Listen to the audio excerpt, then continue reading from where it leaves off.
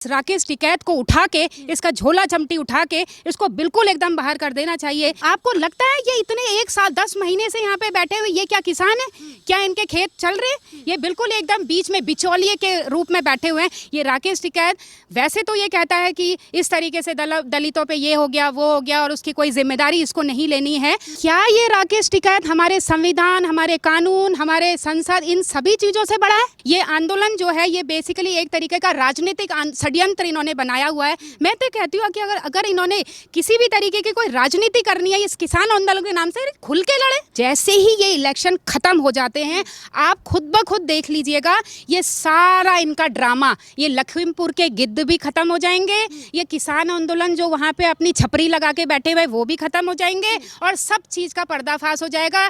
ये जिम्मेदारी इसलिए नहीं लेंगे क्योंकि जहां जिम्मेदारी लेने लग गए तो इनको पता है कि इनकी छपरी साफ होने वाली है। हमारे शीर्ष नेतृत्व में, मोदी जी में, अमित शाह जी में इतना दम है कि वो लोग इनके तारों को कहीं ना कहीं से खोज के लेके आएंगे और इनके हर एक मुहिम का पर्दाफाश करेंगे। कोई साइकिल वाला, हाथी वाला जो कुछ नहीं कर पाया 70 सालों में, आज हमारी सरकार ने वो 4 साल में करके दिखाया। तो क्या विकास नहीं है तो क्या है? नमस्कार, मैं हूं आपके साथ मनीषा डिंडोरिया। स्वागत है आप सभी का हमारे चैनल पर। आपको बता दें कि जिस तरीके से सिंघू बॉर्डर पर बर्बरता के साथ एक सिख दलित की हत्या कर दी गई है, उसके लिए राकेश टिकैत का ये कहना है कि हम उसकी कोई जिम्मेदारी नहीं लेते हैं। और जो निहंग सरबजीत सिंह ने उसको मारा था उसने आगे आके ये बता तो दिया कि हाँ मैंने मारा, लेकिन ये लोग बहुत प्राउडली कह रहे हैं कि हमारे गुरु गोविंद सिंह की किताब को जो हाथ लगाएगा इसी तरीके से उसके हाथ काट दिए जाएंगे, पैर काट दिए जाएंगे। तो राकेश टिकैत ने तो जिम्मेदारी लेने से मना कर दिया है। अब मेरे साथ पुष्पा जी हैं। मैम, आप इस पूरे मामले पर क्या कहेंगी? राकेश टिकैत जो बोल रहे हैं हम जिम्मेदारी नहीं लेते हैं, कब तक ये लोग बेगुनाहों को इस तरीके से मारते रहेंगे? देखिए मैडम, मैं सबसे पहले आपसे यही कहना चाहूँगी कि हर चीज़ की जो एक प्रॉब्लम की जड़ है, एक हम जब रूट कॉज एनालिसिस करते हैं किसी भी एक मुद्दे का, तो मुझे तो यहाँ पे रूट कॉज एनालिसिस में यही लग रहा है कि सबसे पहले इस राकेश टिकैत को उठा के इसका झोला चमटी उठा के इसको बिल्कुल एकदम बाहर कर देना चाहिए। क्यों? उसके पीछे मैं रीज़न भी आपको ये बताना चाहूँगी। क्योंकि ये जो राकेश टिकैत है, ये जो किसान आंदोलन के नाम से यहाँ पे अपना झोला चिमटी लेके बैठा हुआ है, ये एक्चुअली में किसान नहीं है। मैडम, क्या हम लोगों ने इतने सालों से हम लोग देख रहे हैं किसान हमारा एक्चुअली में वो है जो खेतों पे काम करता है, जो एक्चुअली में हम लोगों को अनाज दे रहा है, मेहनत कर रहा है, हल चला रहा है और इस पूरे भारतवर्ष में एक खुशहाली देने का उसने काम किया है। तो आपको लगता है ये इतने 1 साल 10 महीने से यहाँ पे बैठे हुए ये क्या किसान है? क्या इनके खेत चल रहे हैं? ये बिल्कुल एकदम बीच में बिचौलिए के रूप में बैठे हुए हैं। ये एक्चुअली में जो ये आंदोलन है ये किसान के नाम का नहीं होना चाहिए। मैं तो कहती हूँ कि ये बिचौलिए वाले आंदोलन कर रहे हैं। ये राकेश टिकैत वैसे तो ये कहता है कि इस तरीके से दलितों पे ये हो गया वो हो गया और उसकी कोई जिम्मेदारी इसको नहीं लेनी है। तो अल्टीमेटली मुझे तो ऐसा लगता है कि कहीं ना कहीं इन सभी चीज़ों के बीच में जो एक गलत तरीके का व्यवहार जो इस पूरे उसमें खेल में हो रहा है, वो सारा इसकी पूरी जिम्मेदारी जो है वो राकेश टिकैत की ही है। अच्छा, राकेश टिकैत की आप जिम्मेदारी इसमें बता रहे हैं, लेकिन हर तरीके से वो जिम्मेदारी लेने से पीछे हट जाते हैं। अभी एक दलित को मार दिया, इससे पहले महिला के साथ बलात्कार हो जाता है, तिरंगा झंडे का अपमान होता है 26 जनवरी पे।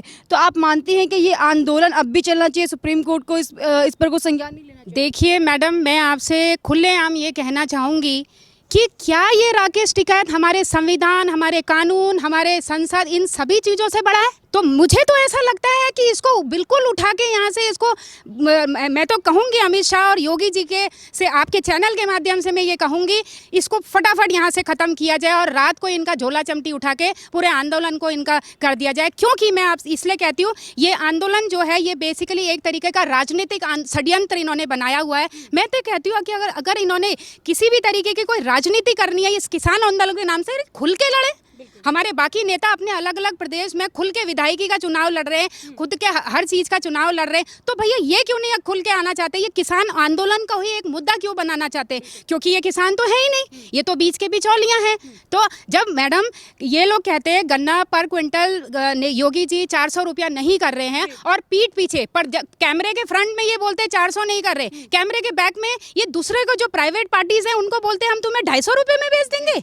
हम तुम्हें 250 रुपये में दिला देंगे।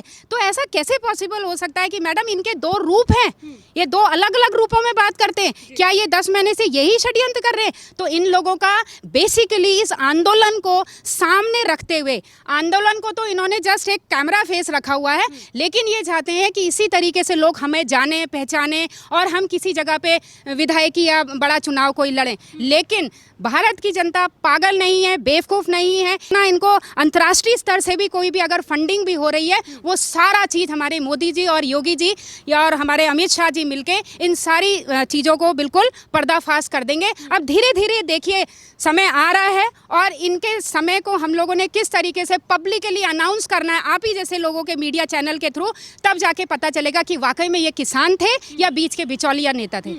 मैम, आपको नहीं लगता जिस तरीके से ये आंदोलन अपनी दिशा ले रहा है, अब लखीमपुर में जो हादसा हुआ था, गिद्ध की तरह सब लोग वहाँ भाग रहे थे, वहाँ बात कर रहे थे दलितों के हितों की, लेकिन अभी जब इस आंदोलन में एक दलित की मौत होती है तो सबने मौन व्रत धारण कर लिया। क्या कहेंगे ऐसे लोगों को? देखिए मैडम, मैं आपसे सिर्फ यही कहना चाहूँगी कि लखीमपुर के गिद्ध तो ये साबित हो चुके हैं, उसमें कोई दो राय नहीं है। जहाँ पे ये कहते हैं कि उसको सपोर्ट नहीं कर रहे, या मतलब किसी एक जगह पे जहाँ योगी जी की सरकार होती है वहाँ पे ये आते हैं कि इस तरीके के कास्ट के लोगों को इन्होंने सपोर्ट नहीं किया और अपने ही क्षेत्र में ये उसको मारने धाड़ने और हत्याओं के बुरा उस पर रहते हैं। तो मैं तो सिर्फ यही कहूँगी, जैसे ही ये इलेक्शन ख़त्म हो जाते हैं, आप खुद ब खुद देख लीजिएगा, ये सारा इनका ड्रामा, ये लखीमपुर के गिद्ध भी खत्म हो जाएंगे, ये किसान आंदोलन जो वहाँ पे अपनी छपरी लगा के बैठे हुए वो भी खत्म हो जाएंगे और सब चीज़ का पर्दाफाश हो जाएगा और जनता अपनी आंखों के सामने ही देख लेगी कि वाकई में एक्चुअल तो फ्यूचर आने वाला है वो क्या चीज़ है। राकेश टिकैत बोल रहे हैं कि जो निहंग समूह के लोग ने दलित को मारा है, हमारा उससे कोई लेना देना नहीं है। तो पल्ला झाड़ लेना कब तक सही है? राकेश टिकैत क्यों रिस्पॉन्सिबिलिटी नहीं लेते, जबकि आंदोलन के मुखिया तो खुद हैं? राकेश टिकैत इसलिए रिस्पॉन्सिबिलिटी नहीं ले रहे हैं क्योंकि वो अगर उसके बारे में कुछ कहेंगे तो उनको पता है कि हमारा धीरे धीरे यहाँ से खुद पर्दाफाश हो जाएगा अगर हम उसकी जिम्मेदारी ले लेते हैं। तो अल्टीमेटली किया तो जो रूट कॉज, मैंने आपको बोला ना कि रूट कॉज एनालिसिस में हम लोगों ने खुद ही देख लिया है जनता ने कि एक्चुअली में ये तार जो हैं इन्हीं लोगों के कहीं ना कहीं मिले जुले घूम फिर के आ रहे हैं। तो अल्टीमेटली देखो, हम लोग अगर यहाँ पे इन्वेस्टिगेशन की बात करते हैं तो कर रही है केंद्र सरकार की अपनी तरफ से जांच करवा रही है। अब जो पुलिस की वेरिफिकेशन रिपोर्ट में जो भी आएगा वो सबके सामने साफ हो जाएगा, लेकिन ये जिम्मेदारी इसलिए नहीं लेंगे क्योंकि जहां जिम्मेदारी लेने लग गए तो इनको पता है कि इनकी छपरी साफ होने वाली है। तो इसमें सुप्रीम कोर्ट ने अभी तक ठीक है, अभी गिरफ्तारी हो गई है, लेकिन सुप्रीम कोर्ट को क्या आगे और कदम उठाने चाहिए, क्योंकि 1 साल से ऊपर हो गया। सुप्रीम कोर्ट ऑलरेडी कल की आपने देखा होगा उसमें बोल चुकी है कि भैया इनको उठाओ यहाँ से। उन्होंने बिल्कुल इंस्ट्रक्शन दे दिया है। That's why I am telling you कि क्या ये संविधान से, कानून से, क्या ये इनसे भी ऊपर हो गए हैं टिकैत? जिस तरीके से इनको अंतर्राष्ट्रीय फंडिंग आ रही है, मुझे ऐसा लगता है कि इनको तो अंतर्राष्ट्रीय फंडिंग आ रही है। वहाँ पे बैठे बैठे इन लोगों को आज तक इन्होंने मेरे ख्याल से इतने महीने में कितने करोड़ों के रुपए कमा लिए होंगे। तो क्या ये किसान है? इन्हीं का ही भाई जो वो नरेंद्र है, जो योगेंद्र, इन्हीं के जो भाई हैं, ये टिकैत जी के जो भाई हैं नरेश जी, उन्होंने, मैंने सुना था कहीं पे कि उन्होंने किसी प्राइवेट पार्टी को ये बोला है कि मैं इस जमीन को इतने में बेचने के लिए बिल्कुल रेडी हूँ। तो क्या किसान जमीन को इतने औने पौने भाव में बेचता है? क्या ये किसान है? ये मैडम, ये बिचौलिए हैं, ये बीच के बिचौलिए हैं। बेसिकली हमारी केंद्र सरकार ने किसानों के लिए इतना अच्छा इन्होंने किया। उन्होंने ये बोला कि भैया तुम अपनी फसल को खेतों से उठाओ और सीधे मार्केट में बेच दो, बीच में कोई बिचौलिया नहीं आएगा और तुम्हें आराम से अपनी फसल का वो एक राइट वैल्यू जो है वो मार्केट से मिल जाएगी। बट द थिंग इज, यहाँ पे अब क्या हो रहा है, इन लोगों के अंदर खलबली मच चुकी है कि हम बीच में जो पैसा कमाते थे वो पैसा हमारा बिल्कुल कट ऑफ हो गया।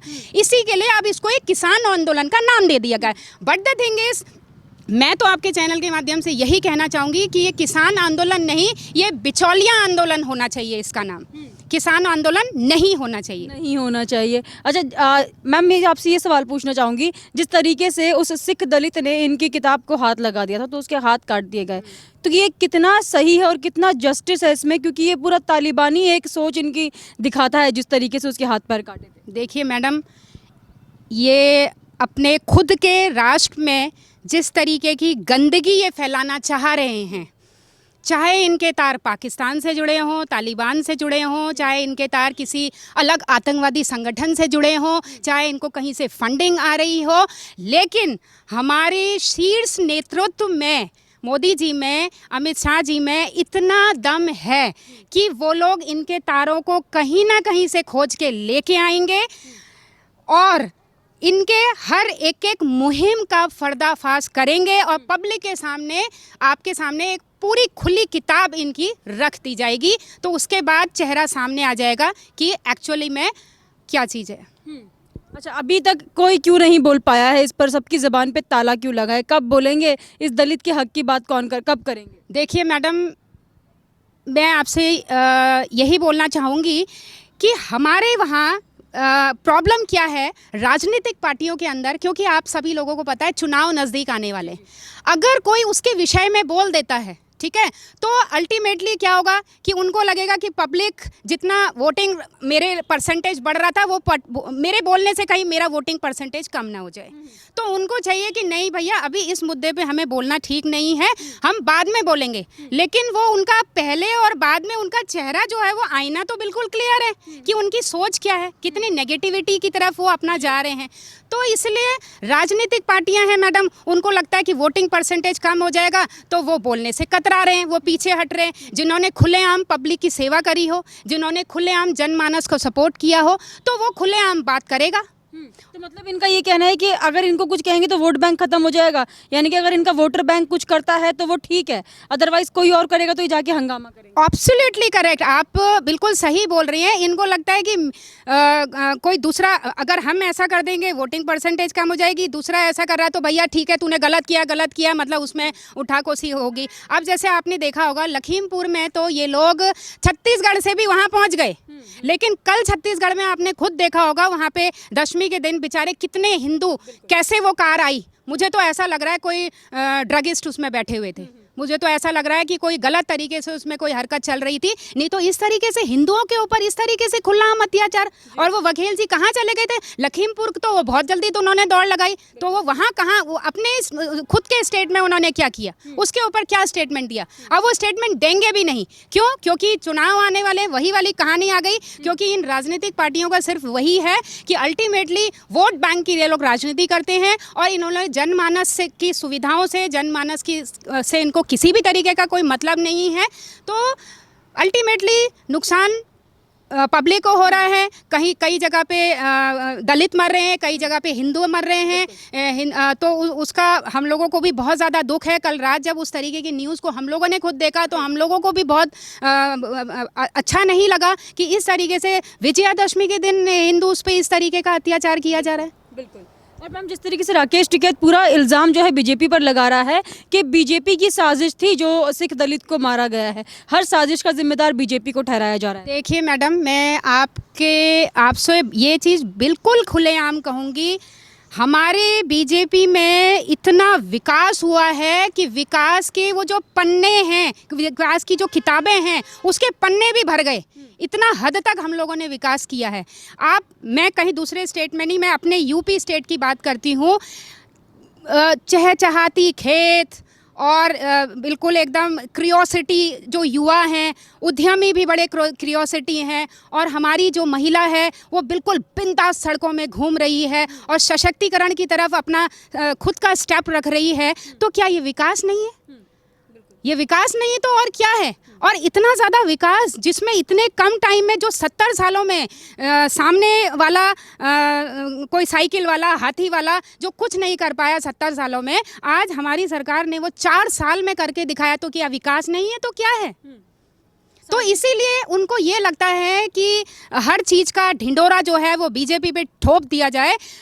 लेकिन हमारी बीजेपी पार्टी एक ऐसी संगठन पार्टी है जो कि हम लोग बहुत सिद्धांतों पे काम करते हैं, हम लोग अपनी नीतियों पे काम करते हैं। हम लोग अपने सिद्धांत और नीतियों पे इतने ज़्यादा सशक्त हैं कि हमने आज जनमानस के सामने उनको हर तरीके से हम लोगों ने विकास दिया है। और आगे भी हमारी यही कोशिश है, आगे आने वाले 2022 में हम फिर से इसी विकास को हम डबल करेंगे। और कोशिश हमारी यही है कि पब्लिक ने हमें बोल दिया है, पूरा पब्लिक ने हमें आप लोगों के मीडिया चैनल से ये बता दिया है कि 350 पार सीट कहीं नहीं गई। 350 से भी ऊपर 400 ना आ जाए कहीं, तो हम लोग तो बिल्कुल जश्न मनाने वाले हैं मैडम। राकेश टिकैत को कब उठा रहे हैं, क्योंकि राकेश टिकैत के बयान से ही इतने दंगे भड़क रहे हैं, सब चीजें हो रही है, तो राकेश टिकैत जी को कब क्या इलाज करेगी? देखिए मैडम, हर चीज़ का एक वक्त आता है, हम कहते हैं ना वक्त आने पे पता चल जाएगा, तो वो इनके साथ भी होने वाला है। जिस दिन इनके सर पे ढिंडोरा पिटेगा तो उस दिन पता चल जाएगा। ये लोग बिना चप्पल, बिना धोती, बिना कुर्ता लेके कहीं ऐसे ही भागने को मजबूर ना हो जाएं। किसान बोल रहे हैं कहीं ऐसे ही खेतों में बैठने के लिए मजबूर ना हो जाएं। तो ये जो 10 साल की प्लानिंग राकेश टिकैत की वो फेल होने वाली है? बिल्कुल फेल होने वाली है मैडम। इनकी तो प्लानिंग पहले भी फेल हो गई। इनको किसी पब्लिक ने, अपने खुद के क्षेत्र से इनको लोग पसंद नहीं करते हैं। तो इतना खुलेआम, इतना बढ़ चढ़ के, इतना गुंडागर्दी में बोलने का अपने आप में कोई फ़ायदा नहीं है। यहाँ पे जनमानस हर तरीके की चीज़ों को एनालिसिस कर रही है, ऑब्जर्वेशन सारी जा रही है, क्योंकि आजकल मीडिया इतना ज़्यादा स्ट्रांग हो गया है। आप लोगों के माध्यम से एक छोटा छोटा बच्चा भी जानता है कि भैया ये टिकट क्या चीज़ है, इसको क्यों नहीं उठाते हैं, क्या हम ही उठा दें इसको अपने बल्ले से मार के। तो आज तो छोटा छोटा बच्चा भी एक चीज़ कहता है। तो उसकी राजनीति मैडम ज़्यादा चल नहीं है।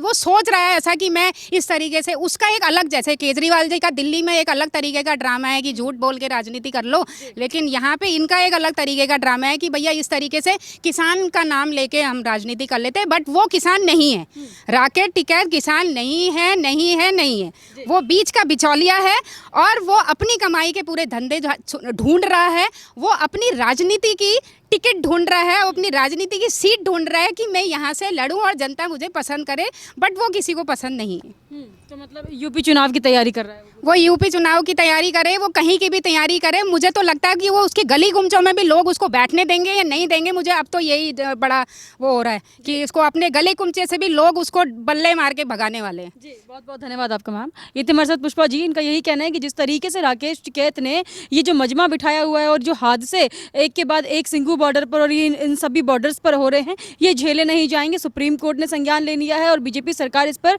जरूर कुछ ना कुछ संज्ञान लेगी। आपका इस पर क्या कहना है, हमें कमेंट करके जरूर बताइएगा। हमारे साथ ऐसे ही बने रहिए। धन्यवाद।